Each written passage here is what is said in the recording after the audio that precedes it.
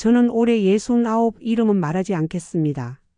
그냥 인생을 너무 순하게 살아온 바보 같은 시어머니라고 해두죠. 남편은 18년 전에 세상을 떠났습니다. 암이었어요. 병수발 혼자 하다가 장례까지 치르고 바로 다음 날부터 시장에 나갔습니다. 애 하나는 먹이고 살려야 하니까요. 제 아들 진호는 외동입니다. 제가 밤낮으로 몸을 갈아 넣어 키운 말 그대로 금이야 오기야 아들이에요. 밥 굶고 새벽 알바를 해도 진호 학원비는 한 번도 밀린 적 없었습니다. 초등학교 운동회 때 도시락을 못 싸줘서 아이 앞에서 울던 제 모습이 아직도 잊히질 않네요.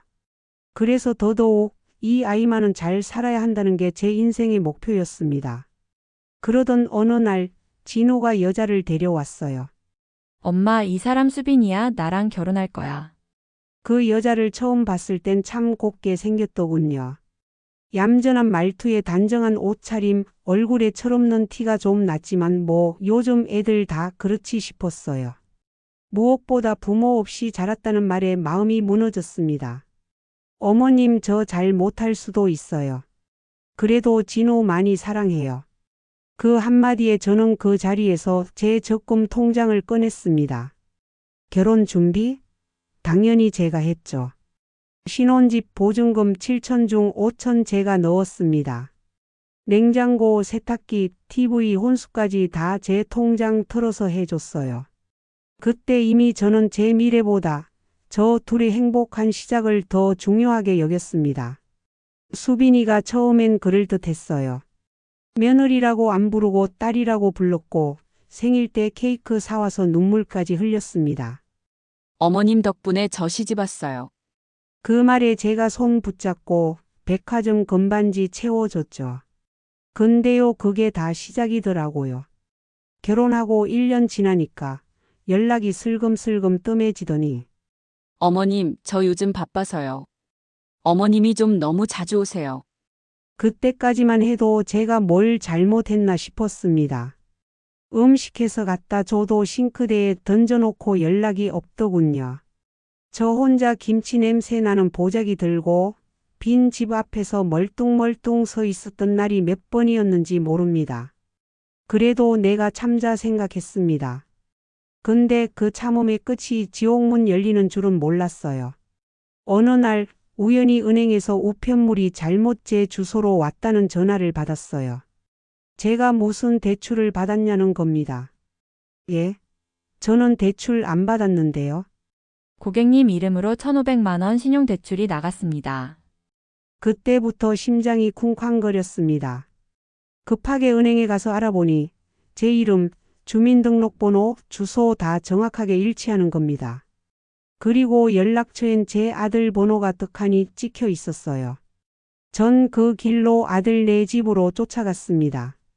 문 열자마자 수빈이가 나오더군요. 어머님, 갑자기 왜? 내 이름으로 대출 누가 받았니? 그제야 수빈이 얼굴이 확 굳더군요. 그 애가 말하더군요. 아, 그거요. 급해서 잠깐 진우랑 상의하고 낸 거예요. 그 말에 전 순간 기를 의심했습니다. 잠깐 쓰려고 내 명의로 돈을 냈다고요? 제가 따졌습니다. 너 내 도장 썼니? 인감은 어떻게 냈니? 그랬더니 눈 하나 깜빡 안 하고 말하더군요. 어머님 서랍에 있던 도장이요. 어머님이 가족인데 그 정도는 괜찮지 않나요? 그 정도는 괜찮다니. 이게 사람 입에서 나올 수 있는 말입니까? 그날 이후로 저는 밤에 잠을 못 잤습니다. 피가 거꾸로 솟고 손발이 얼어붙는 느낌이었어요. 내가 지금까지 뭘 위해 살아왔나 싶더군요. 진호한테 전화를 했습니다. 너 엄마 도장 쓰라고 허락했니? 그런데 그 아이 아무 말도 안 하더군요. 그냥 침묵. 진우야, 너 설마 알면서도. 그제야 한숨을 쉬며 말하더군요. 엄마, 우리가 진짜 급했어. 서연이가 병원비 때문에. 서연이? 아니, 내 아내 이름은 수빈이잖아. 네, 제가 이때 처음 알았습니다. 제 며느리는 수빈이 아니라 서연이란 이름으로 대출을 돌렸었더군요. 은행에는 서연으로, 결혼식 청첩장에는 수빈으로. 도대체 이 여자 뭐죠? 저는 참지 못하고 아들 집으로 다시 갔습니다. 문을 벌컥 여니 며느리는 침대에 들어 누워 있더군요. 어머님, 저 요즘 너무 피곤해서요. 전화도 그만 좀 하시고요. 제가 말했습니다. 너 나한테 사과는 안 하니? 그랬더니 진짜 기가 막힌 말을 하더군요. 아, 그거요? 어머님이 나이도 있으신데 제발 나이값 좀 하세요. 요즘 젊은 사람들 다 그렇게 살아요. 가족끼리 좀 융통성 있게 살면 안 되나요? 순간 저는 입술이 바짝 말라붙는 줄 알았습니다. 나이가 봐라. 내가 지금 누구 때문에 집도 안 사고 적금도 안 깨고 이렇게 늙은 나이에도 빚 보증이나 서고 있어야 하는데. 그날 밤 저는 딱 하나 결심했습니다. 이 애들한테 내 인생 더는 안 써야겠다. 다음 날 저는 조용히 동사무소로 갔습니다. 가져간 건 주민등록등본 인감증명서 도장. 그리고 제 친구 아들 변호사 선우가 준비해 준 서류 뭉치. 위임장 철회, 인감 사용 제한 신고, 재산 증여 취소 준비. 그리고 마침내 마지막 장. 유언장 초안. 며칠 후 저는 며느리와 단둘이 만났습니다. 수빈아, 우리 둘이 이야기 좀 하자. 카페에 앉자마자 그 애는 휴대폰만 보며 말하더군요. 어머님, 갑자기 이렇게 불러내시면 스트레스 받아요. 저 다음엔 문자로 주세요. 그래서 저는 조용히 A 사용지를 꺼내 보여줬습니다. 이건 뭐예요? 내가 내 이름으로 낸 대출 서류 사본이야. 그 순간 수빈이 얼굴이 하얘졌습니다. 어머님, 그건 진우랑 상의해서. 그게 문제야. 너희는 늘 너희끼리만 상의하지. 그 돈의 주인하고는 말도 없이. 수빈이는 우물쭈물하더니 눈을 부릅뜨고 말하더군요. 그래서 어쩌시게요? 우리 집까지 뺏으시게요? 진짜 어머님은 사람 무섭게 만들 줄 아시네요. 그리고 물을 제 얼굴에 끼얹었습니다. 그날 이후 저는 병원에 다녀왔습니다. 정신과 상담을 받고 우울증 약을 처방받았습니다. 사람 마음이 이렇게까지 부서질 수 있는지 처음 알았습니다. 그런데 웃긴 건 뭔지 아세요? 진우는 단 한 번도 엄마 얼굴에 물 끼얹은 그날에 대해 사과하지 않았습니다. 며느리에게 얼굴에 물까지 맞은 그날, 집에 돌아온 저는 거울을 보며 속으로 중얼거렸습니다. 이게 내가 그렇게 아끼던 아들이 만든 가정이구나. 내가 그토록 챙기던 며느리가 나한테 물을 끼얹고도 눈 하나 안 깜빡이네. 그날 밤 등기권리증, 인감, 도장, 예적금, 통장 전부 꺼냈습니다. 그리고 큰 봉투에 이젠 내 인생이라고 적었죠. 다음 날 저는 변호사 사무실에 갔습니다. 선우야, 나 진짜 이젠 애들 안 볼 거다. 내가 이 돈 들고 무덤 갈 생각 없어. 다 정리할 테니까 도와줘. 우선 명의부터 변경했어요. 아들 명의로 해준 전세 보증금 제게 다시 돌려놓았습니다. 제가 세입자로 올라가고 수빈이 이름은 계약서에서 지워버렸습니다. 며느리 출산 선물로 사줬던 보험, 적금도 해지하고 매달 자동 이체되던 생활비 30만 원도 전부 끊었습니다. 마지막으로 유산 포기 문서를 작성했어요. 본인은 자녀에게 어떠한 상속도 남기지 않으며 모든 재산은 외가 조카 홍길동에게 증여함. 변호사의 말로는 이게 완전히 불가능한 일은 아니래요. 합리적 사유가 있으면 정당하게 가능하다고요. 그러던 어느 날 진우가 한밤중에 집에 찾아왔습니다. 눈이 벌겋게 충혈된 채로 소리쳤습니다. 엄마, 왜 이렇게까지 해? 우리 사이에 이건 아니잖아. 전 그 순간 웃음이 나오더군요. 우리 사이? 그럼 내 도장으로 대출 낼 때는 무슨 사이였니? 진호는 벽을 쾅 치더니 말하더군요. 엄마, 솔직히 말해봐. 내가 아내랑 사는 게 그렇게 꼴보기 싫었어?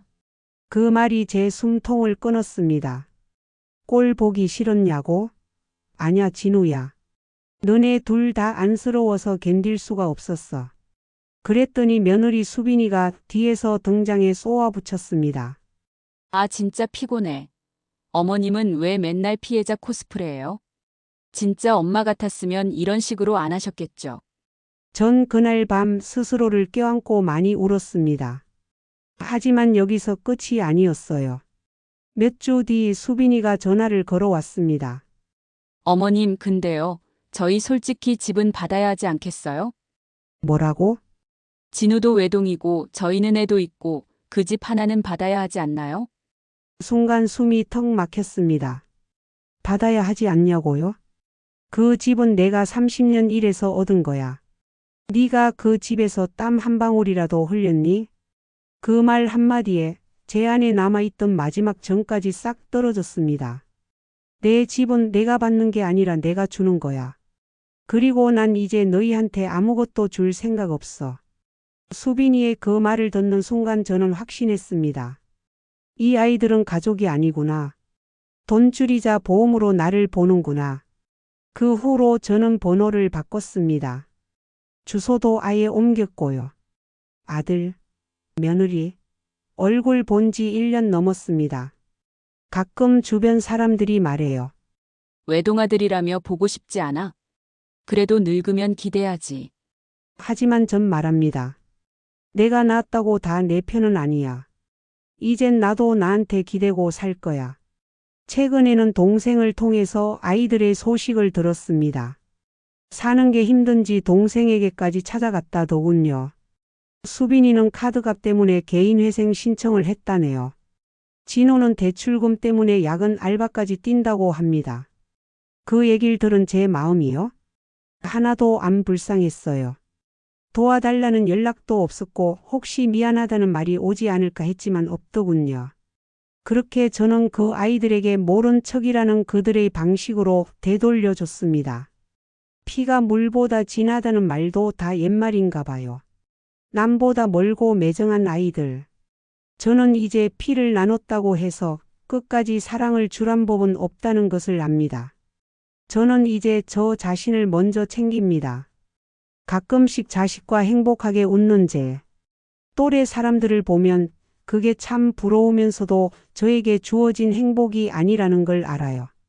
혹시 저보다 더 젊은 분들이 계시다면 하루라도 빨리 자식이 아닌 나 자신에게 집중하며 인생을 사시길 바랍니다. 물론 다들 저보다 자식들 잘 키우셨겠지만 다른 거 다 떠나서 일단 내가 있어야 한다는 걸 전 너무 늦게 깨달았어요. 다른 분들은 부디 이런 가슴 아픈 일을 겪지 않으시길 바랍니다.